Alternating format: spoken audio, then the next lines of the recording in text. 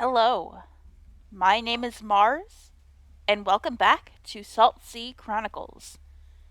Last episode, we experienced a tragedy the likes of which you might not expect from a game this cute and pretty. Kittick fell to their death from the top of this lighthouse, and God, I'm very distraught, but also eager to see how this plays out in the fixing of the relationship of Stu and Iris, whether this will help, whether this will hurt.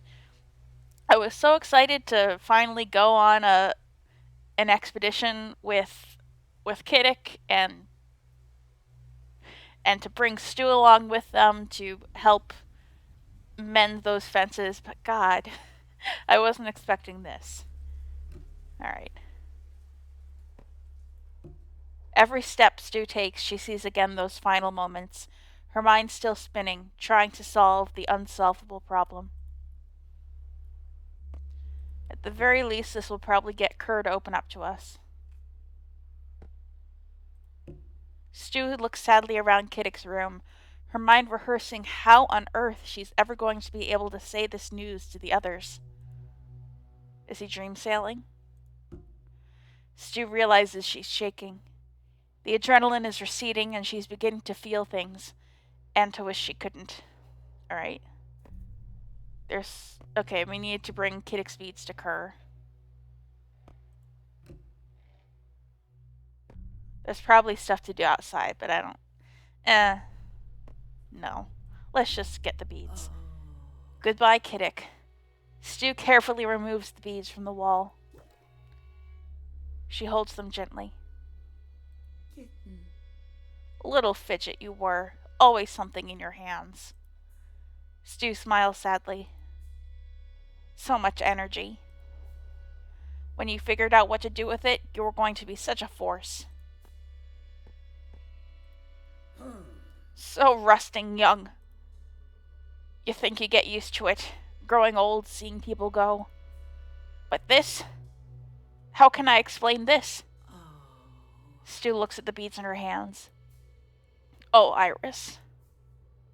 A tear rolls down Stu's cheek. She wipes it away, gripping the beads tightly. These might help her. But how am I ever going to help Iris understand it? Can you imagine if we brought Iris along instead of Stu? Maybe that would have changed the outcome. I don't know. I feel like it wouldn't have. But that would have been its own brand of awful. Bereft. Kerr is cross-legged on the floor, his eyes screwed shut.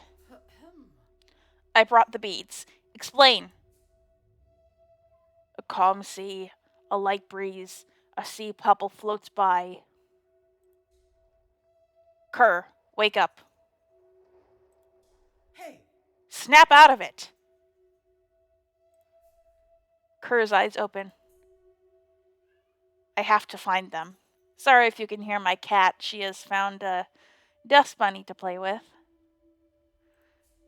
He's trying to dream sail.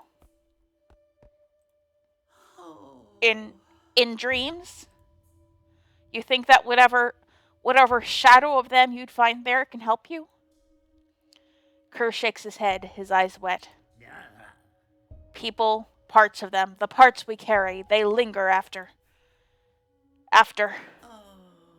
death. You have to name it. Kittick died. Dreams won't help that. Kerr swallows. I have to find them and tell them, right now, I don't want to hear it. I just need that map. Kerr doesn't seem to understand. I am not letting all this go to waste. We came here to find the beacon. Give it to me. He looks down, then reaches inside his pocket. It's nobody's fault.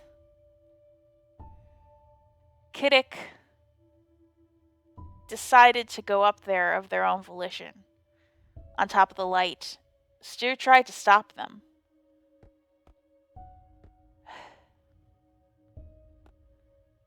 I suppose if I have to blame someone, I would blame Kerr for making Kittick feel like this was the only way they could get through to him. I don't know. But I worry that this will damage my chances of getting the map, but I feel like I have to say this. Stu takes the map from Kerr's hand. Okay, it was as easy as that. You could have given it to us when we first asked. Then Kittick would be alive. Kerr looks away. I wanted to protect them. Protection? How? The beacon. What's happening there? It's not safe. I wanted to keep you away. But I could never stop Kittick from doing what they wanted. I should have known.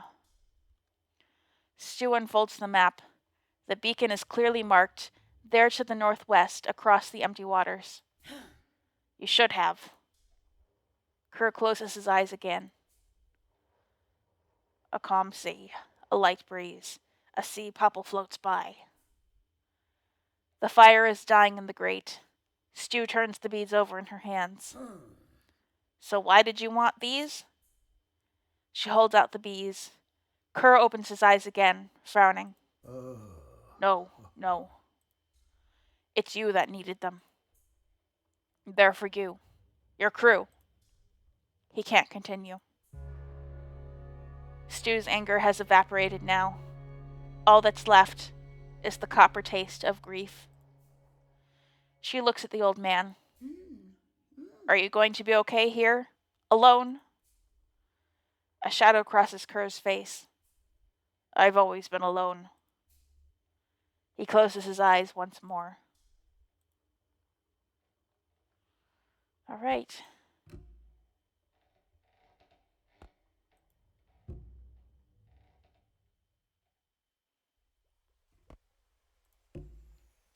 Stu sees the chalked messages for the missing. After a moment, she walks over and, using a nearby stone, writes the name, Kittick. There's no sign of Kittick. Maybe it's a beautiful place to rest, sunk where the sea dancers light the sea. Oh, I can't believe. When we first got here, I was delighted by the sea dancers. I was like, look at these little critters in the water. Who'd have thought those would be the things that saving them? Not even saving them. The sea dancers were Kittick's last sight, final sight. Who could have guessed how poignant a sight these would be? I'm not ready to return to the boat, but there's nothing else to do here. It's time to break the terrible news to the crew. Yeah, this isn't going to be fun. Wordlessness. The crew gather around the grief-stricken Iris, who sits frozen at the table, unable to speak. Okay, we didn't have to see the moment when she told them, just the aftermath. Stu is wringing her hands over and over, trying to make the words hurt less, failing. A terrible, terrible accident. Nothing anyone could have done. I know that doesn't make it any easier. But, Stu, we're so sorry you had to go through that. We feel their loss with you. Tears roll freely among the crew, struggling to parse their own grief as well as help Iris and Stu with theirs. Oh God, remember when we first met Kittick? They saved our lives. They rescued us from the scrapes. They were so brave. A great spirit. They were kind to the last minute. And they loved you. We all saw it. I'm afraid that if I have them scream, they're going to scream at Stu, and it was not her fault, so. Iris opens their mouth, but nothing comes out. They shake uncontrollably. Merle moves to place a hand on Iris's shoulder, then thinks again. He clears his throat. Oh. Perhaps this will be of no use to you, Iris. But when I was your age, I lost someone who mattered a great deal to me. It was not quite the same as, but still. He bows his head, tears joining his crewmates. I felt sick. I felt lost. I felt sunk. Whether you wish to speak or cannot, and whether you wish to be held or left alone, whatever it is you need, I'm here. Oh. He looks around at the crew. We all are. The map to the beacon sits open on the table. Stu notices Malpe glancing at it. Malpe. I rather shouldn't. No. I wanted to say we shouldn't go to the beacon. Not yet. She looks at Iris, still shaking. None of us are in a state to confront Kays, and we need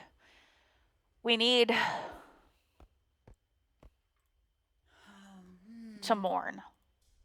Yes. To remember Kittick. To mark them. Malpe nods. Yes. So we go to the Grace before anything else. We'll take as much time as we need. And then, when we're ready, Iris looks up. Their voice is hoarse. Kays!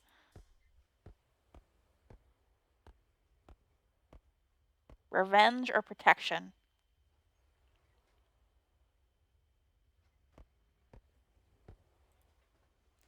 Someone has to pay for this. We'll stop anyone else from getting hurt. Stu looks at Iris with a complex expression that holds concern, fear, regret, grief. Iris. She can't find the words.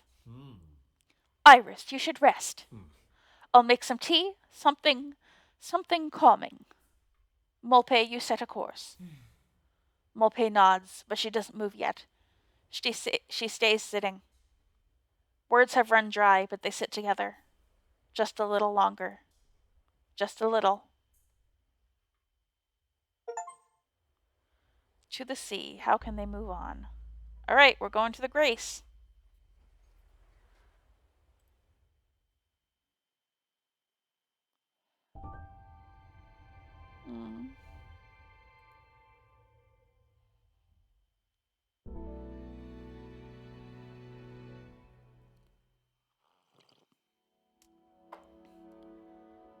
Another sudden about-face demands that the crew pause their search one last time.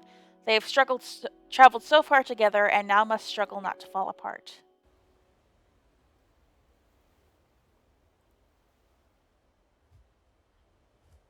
And a creature flies over the boat. There's the Grace.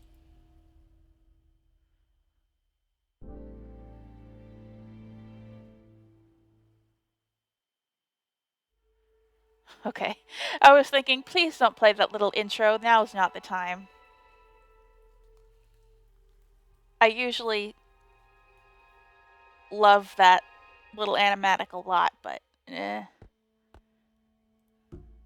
Iris has buried themselves in their bunk. They squeeze their eyes tight, trying to make the world vanish. The bunk still smells like Kittick, musty and sweet, like a cool autumn morning. Merle sits at the map table, staring blankly at the map.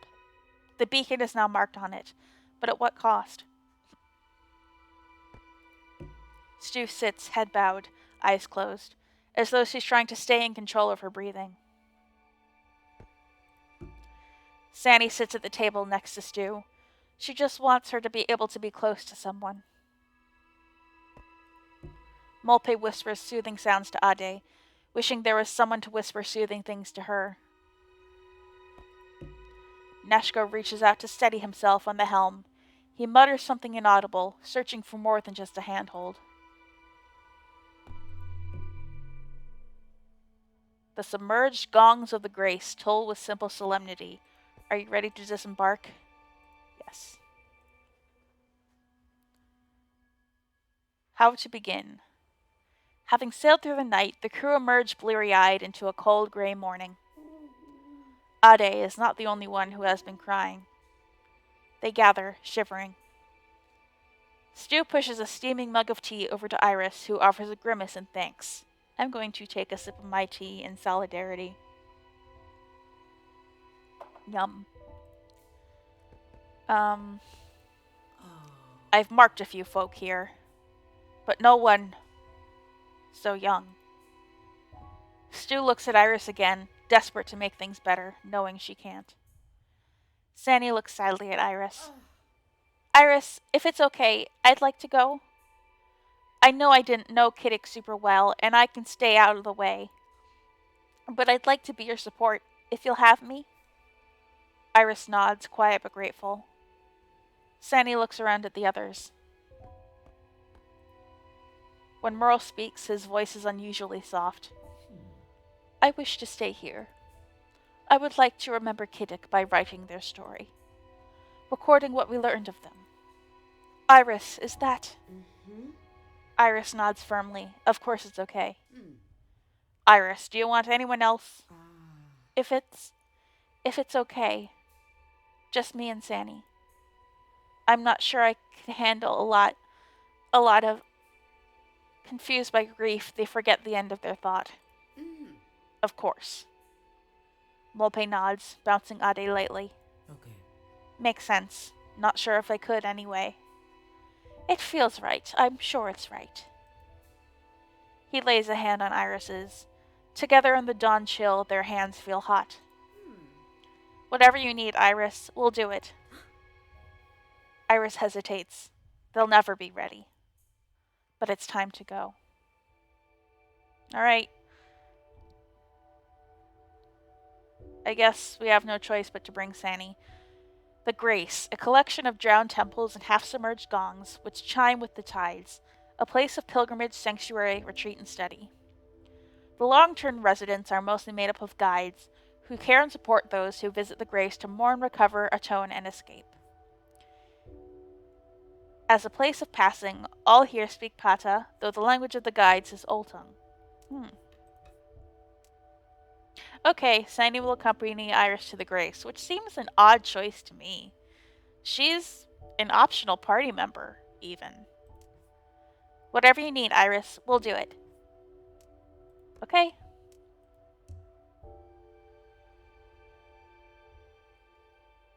I remember seeing this place a lot in like promotional art, like posters that the devs have made.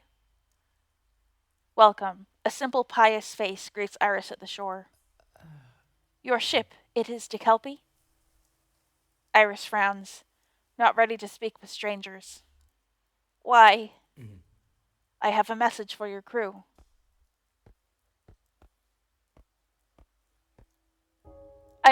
I'm sorry, Iris, it's okay, you don't have to. Zoe sees plainly Iris's distress. Oh. Something has happened. Sanni nods. Iris looks away. Zoe, a practiced reader of grief, understands immediately. I will help you remember them. Don't worry. This is one of my favorite designs in the game so far, character designs. They look lovely, and I love their little swinging earring. A ceremony? We will make it to fit you and what you need. Iris nods, sighing in exhaustion. I'm sorry, you said a message? A transmission? You're searching for the beacon, I believe? Iris's shoulders sink. We were. My Elenia, she left them very recently with the help of her friend Mandi. Mandi? What? Mandi's here? Okay, now it makes sense. Now it makes sense why Sanni's here. She wants to talk to you. Mandi? Mandi's here? Oh. They escaped? From caves? I take it you know Elenia's companion? I can't believe it. Iris looks at Sanni. Where are they? Resting at the sanctuary. When Elenia left, I tried all I could to understand why she was gone. I heard tell of a crew in search of an indigo-sailed ship. When I mentioned it, she asked me to get a message to you, but now you're here. I know she would want to speak with you herself. Mandi's here, Iris. Iris nods, but Sanni's heart breaks every which way. Um, but of course we don't have to rush there. We came here for Kittick. It's okay. We'll go to the sanctuary. Thank you, Zoe. Of course.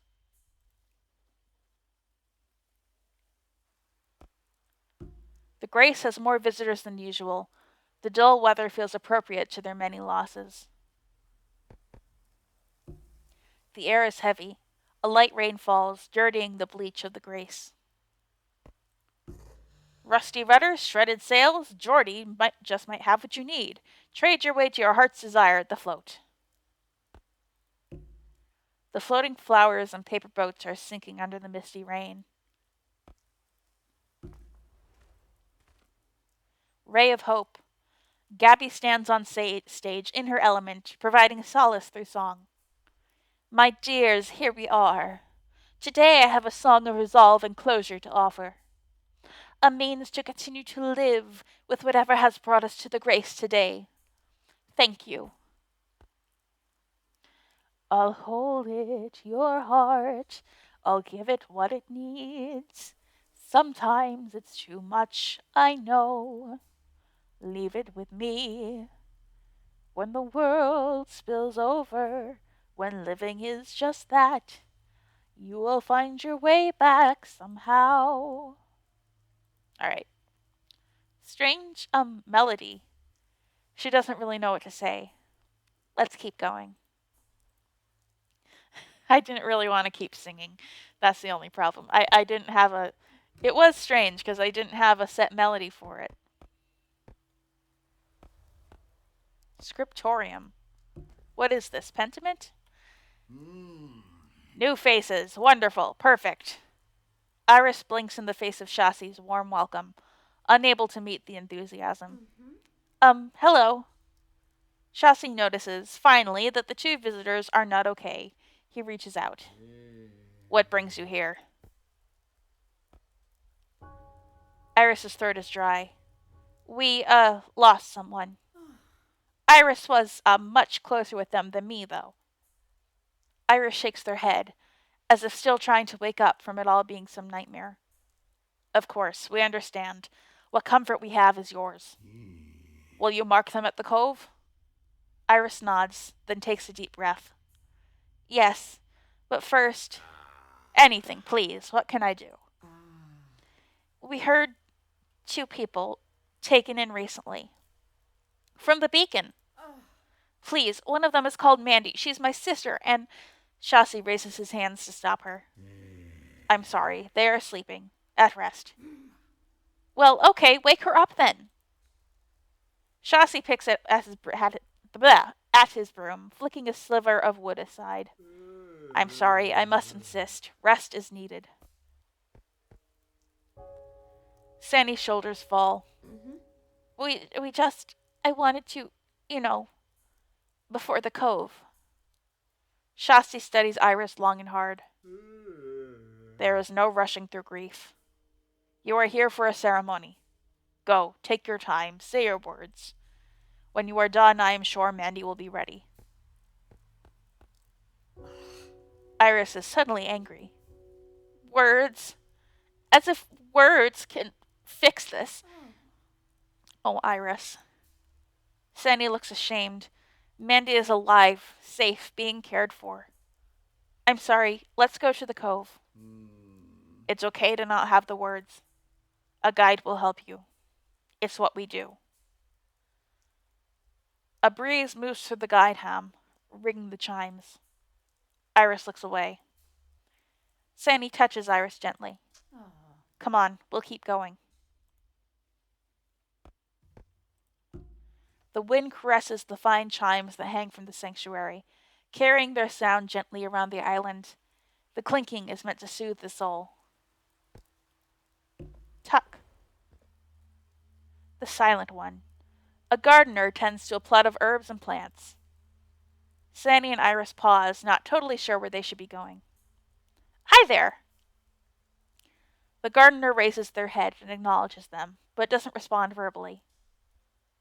We're, looking for the place to do memorials? The gardener shakes their head, then points at the soil, Then their heart. What does that mean? Maybe they can't talk? Why? We need help. They could have made a promise not to speak. Or they might just not be able to. The gardener acknowledges Sanni and nods. This is important. I'm sure their silence is important too. They can point. They can point. Point where the stuff is. Sanni speaks to the gardener. Sorry we bothered you. Come on, let's just keep going. We'll find the cove that way. Sanni pulls Iris away. The gardener perseveres in digging up the weeds. They stop for a second to examine one plant's leaves, ragged edges and 4 points on each. The gardener makes a choice and begins to excise the plant from the herb patch. Interesting wording there. They make a choice. Exactly what we've been doing this entire time. Ooh. I'm always delighted by these little interactables in the environment. The letterpress is churning out pages of pristinely printed reclaimed paper. The movements of the machine are mesmerizing. The ink stores of the letterpress are brimming with fresh ink, filling the room with a smell of oil and algae. Elenia's back. The scriptorium is usually a place of learning and quiet work, but right now it resembles a frantic assembly line. Whoa, look at all this! At the center of the busyness stands a figure, making sure that everyone stays on task. Is this a bad time? Tima frowns. We just got a large, fresh supply of ink, and the machine is finally fixed. Pages freshly pressed, lots to catch up on. She catches a trainee guy getting distracted. Over there, watch that paper stock. Where did you get all the no time, no time? Again to the trainee. Elenia brought us ink and replacement parts for what? For you to just stand there as if there's not a huge backlog. Tima moves over to instruct the trainee further. If you'll excuse me. Sanni and Iris back away. Nothing else in here. Okay, let's just keep going on to the right.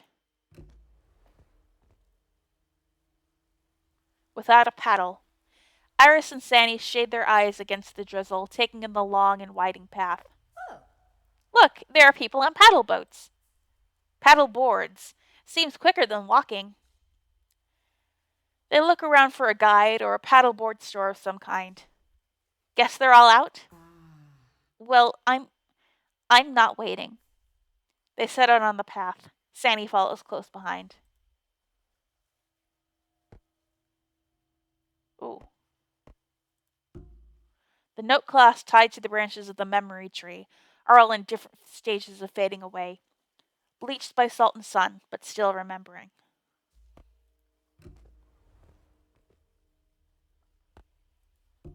It would be beautiful here if the reason for visiting weren't so terrible.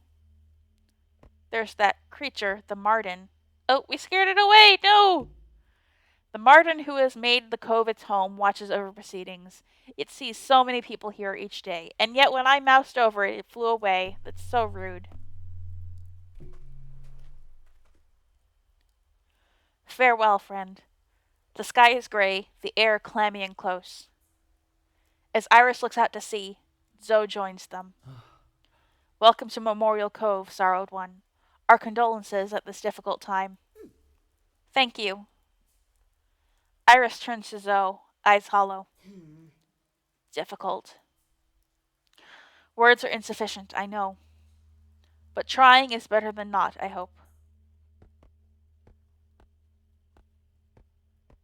Iris seems very resistant to all this. I don't think it's the healthy thing to do, but I'm gonna have them resist. You hope. Warm wind whips at Iris's hair. The ceremony will help. Right? Zoe inclines their head. Let's give it a try. Iris sighs, then nods. Together we thank the tides for... Sanni looks at Iris. Kittick, of Tekelpi. Kittick. They. Yeah. For Kittick of Dekelpie and all they brought to our lives. The sea washes in and the sea washes away. Wherever you are, Kittick, and whatever form you take at this moment, you are in our hearts. Would you like to share some words? Kittick. Iris takes a breath. Sometimes, since you died, it's hard to not wish I never met you, that I never saw you, that I could have saved you by never loving you. Iris's breath is ragged. Tears run down Sanni's face. I feel like half a person. Half. Iris is struggling. Hey. Sanni puts a hand on their shoulders and takes slow, steady breaths. Like the sea, okay? The waves roll onto the shore, back and forth, back and forth. When Iris's breath is steady again, Sanni nods to Zoe. Thank you. The tides ebb and flow, but our memories remain. As we move forward with our lives, we carry with us the memory of everyone we've known. And we carry Kittick. Zoe bows their head. Did I do it? Right? I still feel empty. Zoe nods. There's no wrong or right way to feel. The memorial may help, or it may not. It is the beginning of a long path. Zoe nods to Sanni. And I am glad you don't walk it alone. Would you like to do anything else? Iris shakes their head. No. Then? Iris nods. Let's go find Mandi. Iris lets go of some guilt. Oh, good. The sun rises. Alright. Can I see what that resolution was? Okay. Stu doesn't know how to ever forgive herself. That's new. Okay, that's not... Okay, these are all things that were new last time, I guess. Let's look at the almanac since we have the screen open. The beacon, we're almost there. Trendsetter. Kerr is a trendsetter? How? What does this page mean? The map to the beacon, alright. The wind whistles around the ancient structures, whipping the salt out of the sea into the air. Oh. Things left behind. Totems, flowers, and other ceremonial offerings placed in the sea have washed up on the shore. Sanni sees Iris admiring one particular totem, glittering in the dull light. I saw lots of glass shapes on a stall in the bazaar. I guess people, customize them? And then float them away. Iris nods. The one which has caught their eye is wrapped in vines and thick threads.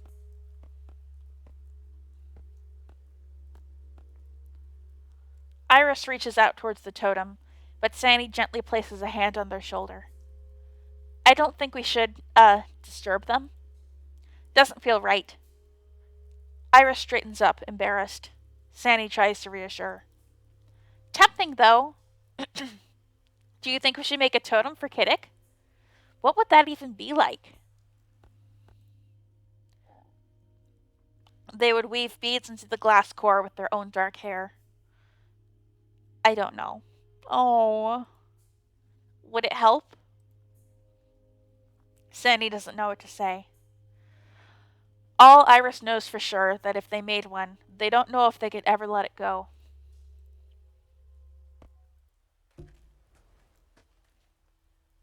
What repose? Iris comes to an abrupt halt at the repose, a large open hand sculpted from stone. It has 6 fingers. What the heck? What is it? Oh, I've heard of this! Read about it once. The repose, worn down by the hands of pilgrims. People touch it as they pass, I think. Kittick would love that. would try to sit in it. Their fleeting smile feels like treachery. Would have. Iris glares as if it's the stone's fault. I guess it's nice to, be reminded that lots of people come here, touch what they've touched. If that makes sense. Looks like a bit of a statue. Some huge ancient thing. Now fallen apart. Iris leaves it behind. I don't really feel like Iris really jives with this place. Like, they're letting it help them however they need it to, but... Ooh. That was quite a winding path. Ka? Oh no, Ka, why are you here? What happened to Bobby? Fathomless. A familiar figure walks in the pilgrim's path, bathed in the damp morning light. Iris lets out a squawk of recognition. Ka! Iris nudges Sanni. Oh, hello, Ka. Ka blinks slowly as if waking from a dream. Ah, I know you. Your crew came to Uluga's aid. What brings you here? Iris looks down at their feet. The silence is as thick as the dirty, humid air. We're marking a crew member. They, died. I see. We lost someone as well. Bobby, the words will not come. No. Bobby was young too. Oh my god. This game does not pull punches with how it will hurt you. I'm so sorry. No. I wish it were not true. No! Neshko said they only needed to rest. It's not fair. Ka shakes his head. Sanni sighs. It is not. Gone. Stolen from us. Ka looks over at the branches of the memory tree swaying in the breeze. When Bobby was small, they used to collect leaves. They would decorate them so beautifully. And then the leaves would degrade, crumbling, rotting to mulch. Bobby was so distraught. Their beautiful patterns, gone. I comforted them, saying that though the leaves have returned to the earth, the beauty would linger. Because they had shared them with me. My beautiful child. Iris turns away. Sanni reaches out and gives Ka's hand a tight squeeze. He tries to smile, but his face has forgotten how.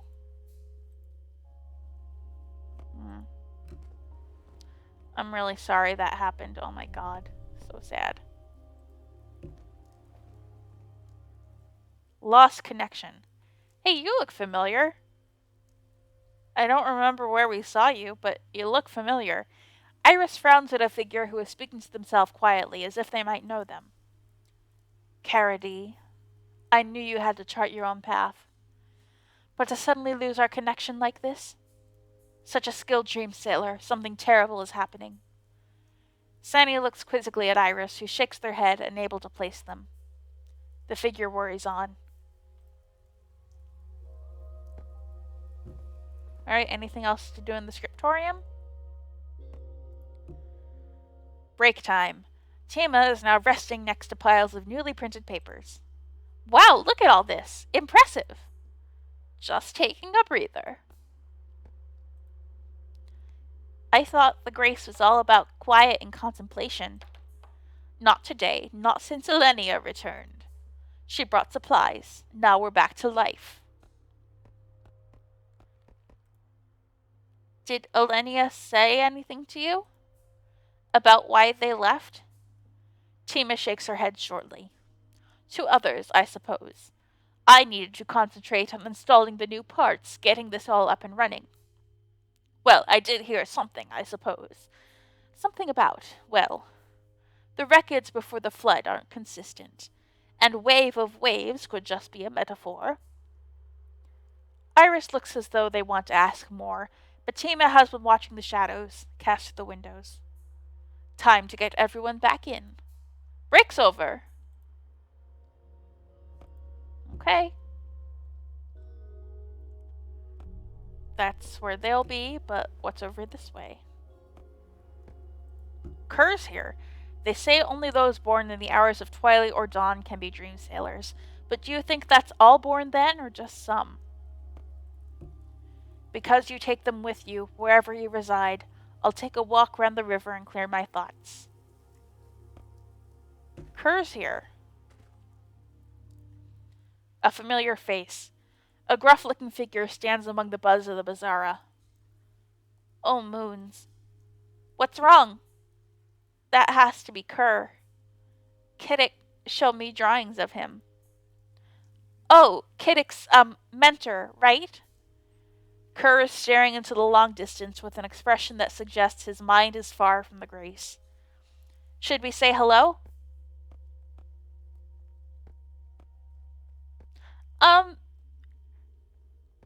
These two don't have the history with Kerr that, Stu does now. I still don't want to talk to him, though. Iris hesitates, unsure. Before they're able to make up their mind, Kerr notices them. Do I know you? Iris squeaks. I'm Sanni. This is Iris. We're friends. We're both friends of Kittick. For a moment, all Iris and Kerr can hear is the piercing buzz of the past tense. More than friends for Iris. I suppose it's not a surprise to find you here. A pause. I'm sorry, I mean. I'm sure that Kittick would have liked that you came here for them. There is silence, heavy and full. It wasn't your fault, just an accident. Iris clenches their fists but keeps their voice steady. A horrible accident. Kirk gives a tight nod. A long moment. Wait, who's looking after the light? Well, actually, I got a new apprentice, someone called Pandora. Showed up out of the blue, if I'm honest. Seemed to want a new start. Iris nods. Kerr takes a breath in and turns towards the sky, letting the weak sun wash his face.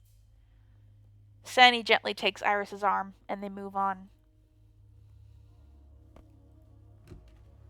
All right.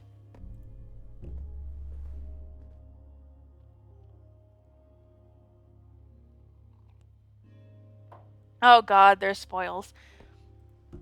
Elenia frets awkwardly on the edge of the bed, unable to rest, trying desperately to find some kind of calm. A serene, panoramic mural covers the walls of the sanctuary, giving an air of lightness to the room. Awoken. Sanni spots Mandi, dazed, recently woken. She rushes to her sister's bedside, then pauses, unsure how to greet her. Mandi. Mandi, it's me. Can you speak? Are you okay? Mandi, still bleary-eyed, gazes at Sanni, then reaches out weakly. Sanni needs no more prompting, and rushes to gather her into a gentle hug. They stay like this for a long time. Sanni and Mandi slowly loosen their embrace, but Sanni keeps a hand on her sister's cheek. You cut your hair. Mandi doesn't seem to hear her. Mandi? Huh? Sanni reaches out and strokes her sister's recently cropped hair. It doesn't matter. Iris shifts from one foot to the other. You, wanted to speak to us? A spell breaks. Sanni and Mandi turn towards Iris. Oh, yes. Yes, I did. Thank you for coming. Mandi squeezes Sanni's hand, gathering strength. I can't believe you came after me. Of course I did. A weak smile. Iris watches Mandi coolly, arms folded. You escaped? From Case? That, can't have been easy. I left. Elenia and I left. She waves at the next bed, where Elenia stares absently into the distance. What did he do to them? Why are they so out of it? Are you sure you can... It's okay. You need to hear this. Okay, so tell us what's happening on the beacon. A deep breath. When I joined up, I thought we were doing the right thing. An important thing. Trying to protect everyone. But then I began to catch it on the radio. Uluka, the disaster at the biomes, the cost of all this. We began to ask questions. Why all the secrecy? If we could tell everyone, surely they'd help. What happened at the biomes? We were there. Did something happen there after we left? But Kays wouldn't listen, insisted. Didn't we see that we were all exceptional? And because we'd all experienced mistreatment, been told we were too curious, that we had ideas above our station. I wish you'd told me. I would have gone with you. It's Iris's turn to look shocked. Mandi offers a weak smile. I didn't want to get you in trouble too. What is all this for? What is the plan? Despite herself, Mandi lights up. Kays is trying to save us. All of us. Gathered those with talents, curious people, people others rejected. My radio skills, Elenia's dream sailing ability. All to stop something terrible. At least, so we thought. A breath. Mandi turns to Sanni, her eyes hollow with fear. The wave of waves. It's coming, and soon. Oh, Mandi. Iris blinks. The what? Mandi grips Sanni's hand hard. Kays found it in dreams, and in science. The fault, it's been growing unstable. We have proof. We could measure the destabilization. And the dream sailors, they said there's a part of dreams fracturing too. But Kays has a solution. That's what we were building. We wanted a way for everyone to escape. Sanni strokes Mandi's hair gently.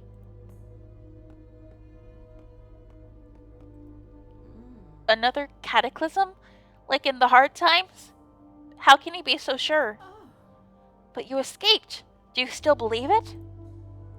Mandi looks away, fixing on the swirling mural on the wall.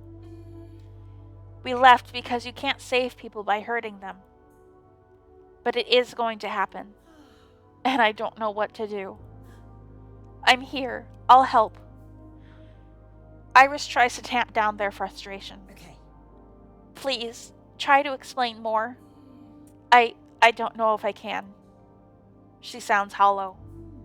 Maybe we can stop for now? I can't. I can't. She turns to face the wall. Do you think you might be able to say more if we, came back later? Mandi doesn't reply. Iris, let's stop. Leave her to rest some more. But we should tell the crew. Sanni looks torn, unwilling to leave Mandi's side, but knowing the crew should know this. Okay. Mandi, rest, okay? We're going to fix this. The wind chimes rattle outside. Alright, hold on, let's see. Oh, okay, I thought, that's Elenia. I thought maybe, since Kays was mentioned here, one of the people in the porches at the side might be Kays, but no, that's Elenia.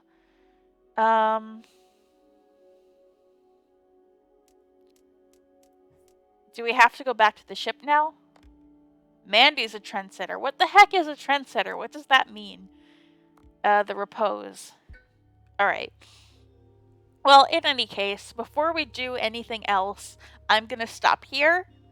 Next time, we'll probably play some spoils. It might be our last new version of spoils in the game, so that's exciting. But I don't want to do that right now and bloat the episode. And then after that, we'll figure out what we need to do. Tell the crew, I guess. Until then, I have been Mars, and I will be back with more Saltsea Chronicles.